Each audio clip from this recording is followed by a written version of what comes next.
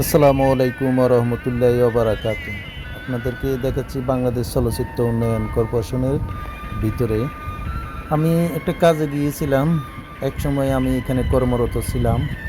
বাংলাদেশ চলচ্চিত্র সহকারী পরিচালক সমিতির অফিস সহকারী কর্মরত ছিলাম।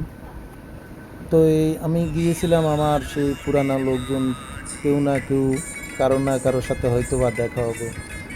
যায় দেখি কারোর সাথে দেখা হয়নি। হয়তোবা আমি যে সময় গেছি ওই সময় লোকজন থাকে না, লোকজন আসে না। এখন চলচ্চিত্রের অবস্থা তেমন ভালো না, তাই আপনাদেরকে চলচ্চিত্রের ভিতরে ঢুকছি, অনেক দিন পরে ঢুকছি, তাই আপনাদেরকে ভিডিও চিত্রর মাধ্যমে দেখাচ্ছি ভিতরের অংশটুকু। এখন অনেক ছোট হয়ে গেছে।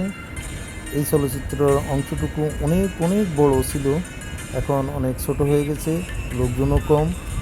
শিল্পী সমিতি, পরিচালক সমিতি, প্রযোজক সমিতি, তিনটা সমিতি মোটামুটি একটু আছে, আরগুলা তেমন নাই।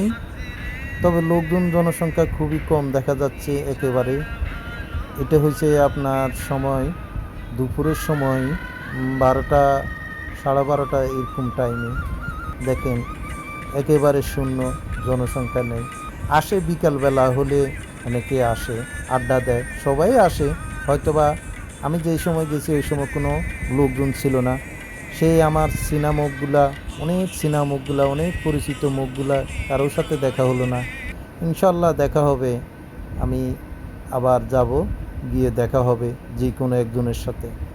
সবাই ভালো থাকুন, চলচ্চিত্র উন্নয়নের সবাই ভালো থাকবেন। আসসালামু আলাইকুম।